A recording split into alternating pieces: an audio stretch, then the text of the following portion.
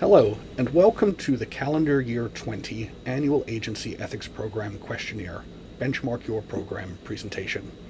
My name is Patrick Shepard. I'm a senior instructor here at the Institute for Ethics and Government, and today we're very fortunate to be joined by Wendy Pond from OGE's Agency Assistance Branch. Welcome, Wendy. Hi, Patrick. So let's get started. I am a senior desk officer at OGE, and I've been the lead on the annual questionnaire since 2018. So today I'm going to give you some data that can help you benchmark your program against other agencies' ethics programs. So let me start by asking, well, what is benchmarking and why is it important? Generally, benchmarking is comparing yourself against an external standard. It's a fancy way of saying that you're comparing yourself to others who are ideally doing a good job. So benchmarking can be one of several tools available to a DAO or ethics program manager to assess how your program is doing. Obviously, you want to meet all the requirements in the regulation, and OGE comes out every 3 or 4 years to do program reviews to see how you're doing. But getting 100% compliance across all employees in all program areas is not always realistic. So one way to judge your performance, especially in between program reviews, is to compare yourself against your peers. So today's presentation is really a mix of practices and benchmarking. I'll show you some stats and charts showing you, for instance, the distribution of compliance rates for certain program areas. I'll be focusing specifically on training and financial disclosure. But I'll also be sharing examples of specific agency practices that hopefully inspire you for your ethics program. Hopefully you'll be able to apply some of these practices if you aren't already. So let's get to today's agenda. I'm on the next slide, slide number 2. First, I'll give you a very brief background about why we do the questionnaire.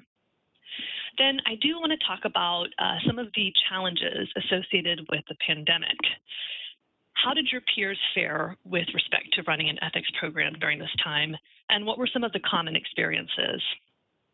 Next, I'll focus on how agencies are assessing and evaluating their programs.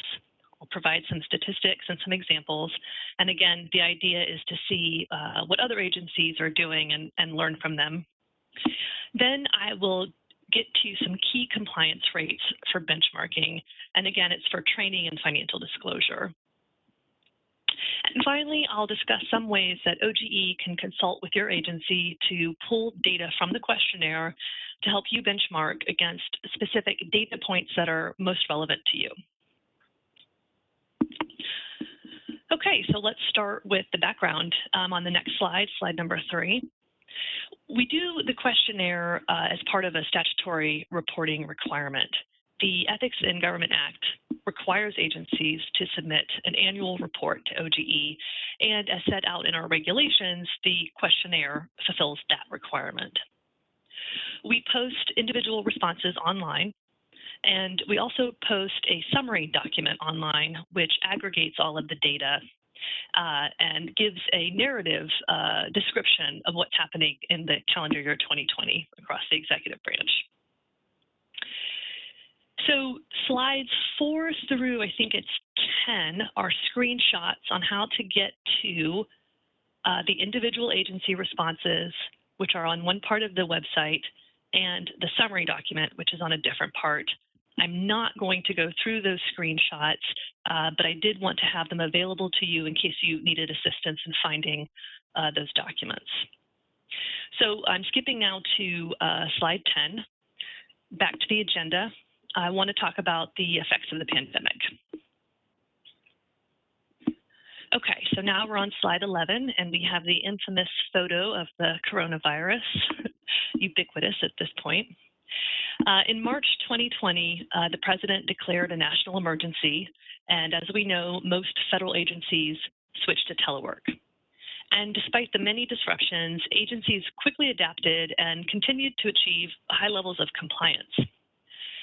But we did, of course, see some recurring themes in the comments to the questionnaire responses, so I'm going to highlight some of those. With respect to financial disclosure, Some agencies, as we know, were directly involved with responding to the pandemic. And in some cases, agencies noted that they prioritized pandemic-related work, which created some delays in administering the financial disclosure program. There were also logistical delays caused by essentially switching overnight almost all of the federal workforce to telework. So things as mundane as getting laptops out to employees and getting remote access to agency systems. And of course, there are some agencies that still use paper forms, and so the adjustment in the telework process was also a bit of a pain point. With respect to training, the biggest thing and the most frequent refrain was that agencies switched to either phone training or online training. So that was a large adjustment. And lastly, I'll mention, with respect to advice and counsel, that we ask in the questionnaire what are the most popular topics which employees seek guidance on. And gifts is always a popular topic, and it still was for 2020, but there was a marked drop in the popularity of gifts as questions. And I suspect it's a result of less travel, fewer events, less face time, and opportunities for exchanging gifts. Okay, so we're going to go to the next slide. That's slide 12, back to the agenda. We just spoke about some of the effects of the pandemic, and I'm moving now to program practices. How do other agencies assess and evaluate their programs? And I'm going to give specific examples of what people did when they assessed. I'll start with those examples and then move to some of the methods for assessment. Next slide, slide 13. In question 11 of the questionnaire, we asked whether your agency evaluated any aspect of the program in 2020. And 62% of agencies said they did. So we asked what resulted from the evaluation. Next slide is slide 14. And so we asked agencies were there programmatic or policy changes, and please describe what those changes were. To see the full set of responses, if you want to see what every agency wrote in terms of their assessment results, go to the summary report, and I show the screenshots in slides 7 through 9. And if you go to question 13, it includes a link to a table where you can see all of the agencies' written responses. What I've done for purposes of this presentation is pull some examples to share, and I put quite a few examples on the slides. I'm not going to read through each of them. Instead, I'll highlight one from each slide going forward. But I did want to include lots of examples so that you can see or get a flavor for the breadth of agency actions and have something to refer to after the presentation. Okay, next slide. We're on slide 15. We saw self-assessments that resulted in training improvements. And so on that first bullet, you'll see an agency said that they've decided to move training closer to the beginning of the year. And so this is a great example of how a small change can have big effects. Some agencies may wait until later in the year to train. And of course, there's some benefits to that, but the risk is that employees miss the training and they don't have time to make it up. So moving it earlier in the year can catch the stragglers. And if you want to pause the presentation now, you can read through some of the other bullet points. But I am going to move on to the next slide, slide 16, and talk about some of the results with respect to counseling. So in that first bullet, we see that one agency now requires employees to complete outside activity approval forms every 2 years, renewing or advising that they're no longer applicable. And so this is a great idea. We know that employee duties change over time, which means that ethics guidance can change.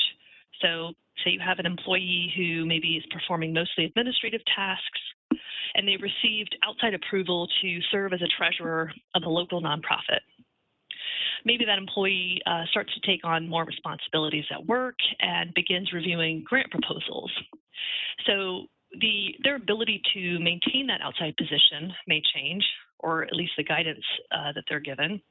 And so obviously, it may be the employee's responsibility to alert ethics officials when these changes happen, but having an institutionalized check-in every 2 years can be helpful in reminding people of that responsibility.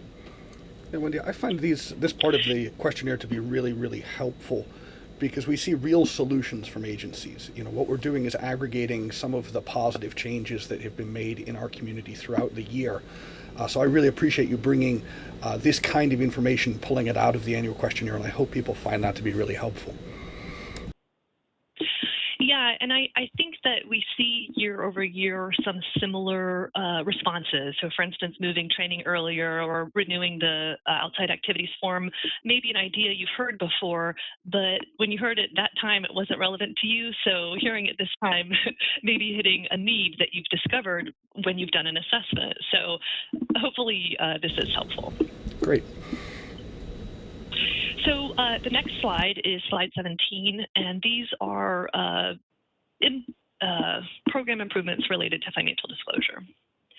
So as a first bullet shows, one of the agencies now uses what they call on-the-move notices to management officials to update filers, reviewers. Again, this is twice a year. And I pulled this one out because as a desk officer, one of the challenges we hear about, quite a bit is the struggle to keep up with staffing changes. People go on detail, they get promoted, they move in and out of acting positions. And these movements can trigger filing and possibly training requirements. So managers are really the people who know what's happening with their staff. So establishing regular communications with them, in addition to your HR office, but establishing regular communications with managers who know what's going on with their employees is really a helpful programmatic improvement.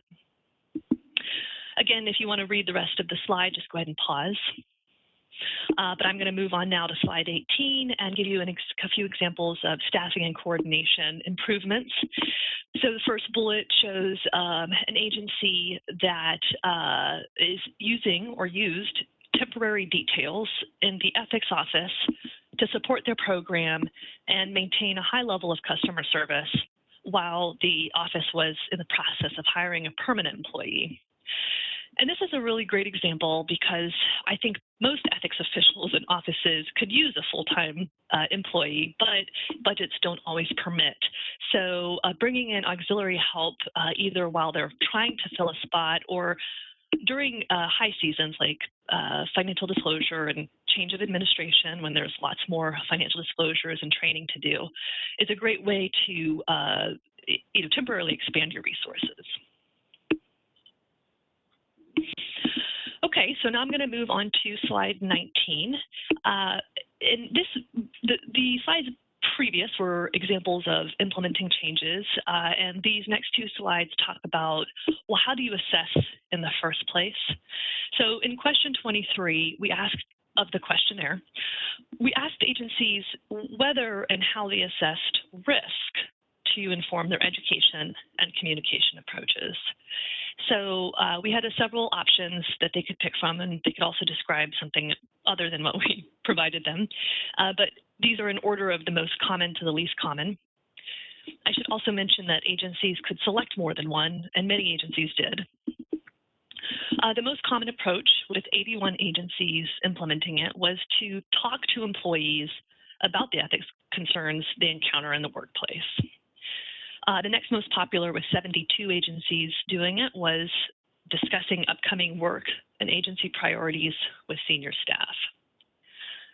So I won't go through each of these, but these give you ideas of how to assess risk. And really, some of these are low level of effort. Certainly talking to a variety of people may take time, but it doesn't take a lot of preparation.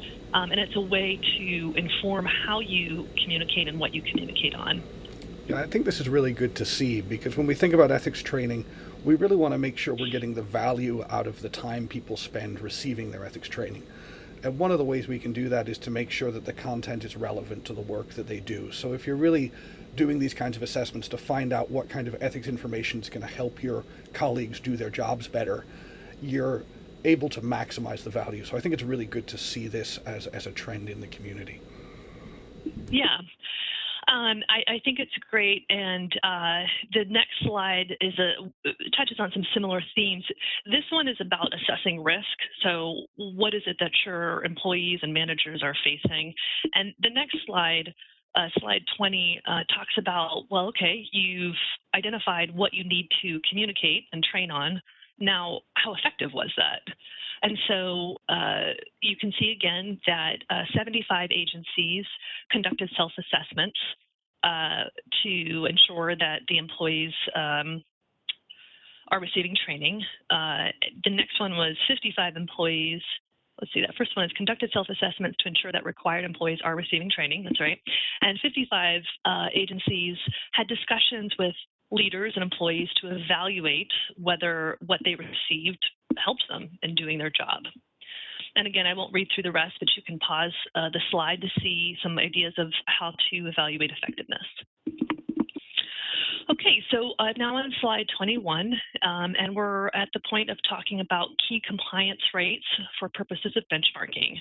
So the two buckets of benchmarking that I'll be looking at are timeliness of initial ethics training and timeliness of processing financial disclosures. So why is this important? I will say that we have modified our questionnaire over time to focus not just on whether compliance is happening, so whether training is happening and disclosures are filed, but also on the timeliness of the training and disclosures. Because, you know, for new employees, the training is the introduction to risk at your agency. It's the roadmap for issue spotting and introducing the ethics office to them. And for financial disclosure, timely review means timely identifying and resolving potential conflicts of interest. So it's helpful for the employee, and it's really helpful for the agency as well to manage risk and ensure that their programs and their processes are being handled impartially. So let's take a look at the data. I'm now on slide 22, and we're starting with timeliness of initial ethics training. In the questionnaire, we ask agencies to report how many employees were required to receive the training, and then how many received it within the 3-month deadline. So starting with the column on the far right, you can see that 89 agencies reported that 95% of their new employees received the ethics training within 3 months. And if you move over one column, you'll see that 11 agencies had between 90 and 94% of their employees complete initial ethics training timely. So this is a histogram, which is a fancy word for showing distribution of agencies. And really what we see with that far column to the right is that the majority of agencies are doing a great job. 95% of their employees are getting training within the deadline. For purposes of benchmarking, I think the question is, well, where do you fall on this chart? Where do you want to be? If you have a low or lower percentage of employees who are getting timely training, that means obviously you have a higher percentage of employees who are receiving it late, which creates risk for you, for the employees. And so then, of course, the next natural question is, okay, well, what can we do to improve our timeliness? And I really encourage people to look at the slides earlier where we talk about some specific training improvements, but then also look at the summary report for more examples from your colleagues about what they're doing. Maybe it's offering trainings a little more frequently. Maybe it's establishing monthly reports from HR to help identify new employees. Maybe it's something like working with leadership and IT to implement a freeze on computer access until training is complete. I'm not sure what the best approach is for your agency, but there's a lot of ideas from your colleagues that you can draw on. Okay, let's look at the next slide, slide 23. Slides 23 and 24 are about financial disclosure. And the reporting period for 2020, this last questionnaire, was the second year that we asked about timeliness of review and certification of reports. The first year we collected this data, agencies were still working to implement systems for measuring and tracking these metrics. So we didn't report out on the data. This is the first year that we're reporting out on the data. So this is new information. Let's see. This chart combines 278 reports and 450 reports. The 278 reports are the public reports, so they're the blue lines, the blue bars. The 450 reports, of course, are the confidential reports, and those are the orange bars. And if you look to the bars farthest right, you'll see that 115 agencies reported that they completed initial review within 60 days for 95% of their 278 reports. And similarly, for the orange bar, we see that 102 agencies reported completing an initial review within 60 days for 95% of their 450 reports. And so these compliance rates are really quite good. And I think we should take a moment to celebrate the excellence of the ethics program. Yeah, I completely agree. Let me go on. I think this has been a challenging year for everyone, and it's wonderful to see that people have updated their processes and figured out how to work in this environment, and the results are very strong. They are, and I think it's a testament both to the ethics programs and the hard work of the ethics officials. I think it's also a testament to the value of electronic filing. When we switched to telework, agencies were ready. It didn't, clearly there were lots of obstacles and challenges, including with getting people to the electronic filing. But once they did, it ran smoothly. Okay, let's look at the next slide. This talks about timeliness of certification.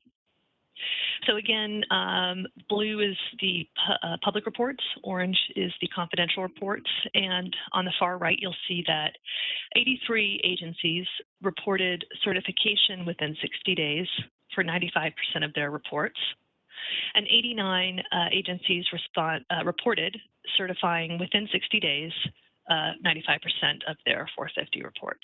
Again, the numbers are quite good. There is a little slippage between initial review and certification. So for instance, in the previous slide, we see, if you look at the far left, it's very small, but there are 5 agencies that reported less than 75% timely review. And when you go to certification, it's 18 agencies that reported timely certification for less than 75% of their agency. So if you have an agency with 3,000 employees, that's what's a quarter of that, 750, somewhere in there, that are not getting reviewed timely. So that could be a large number, and it just accrues a possibility of risk for the agency. So I think the question is to the extent that you might have slightly lower numbers, or you're getting a lag time between your review and your final certification, the question I think is, well, what are some processes or process improvements that you could implement to close the gap? And again, I recommend looking at some of the practices we highlight in the slides above, and looking at also what your colleagues report in the full response to the questionnaire. The other thing I can offer up is that if there are agencies that have certain practices that you see in the questionnaire, or if there are certain practices that you're interested in hearing, how are they working? I can help identify agencies that are implementing them and put people in contact.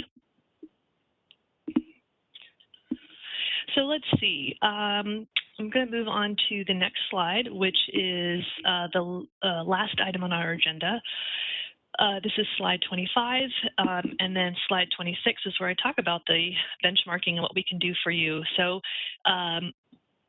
basically, what is it that you would like to know that we haven't talked about?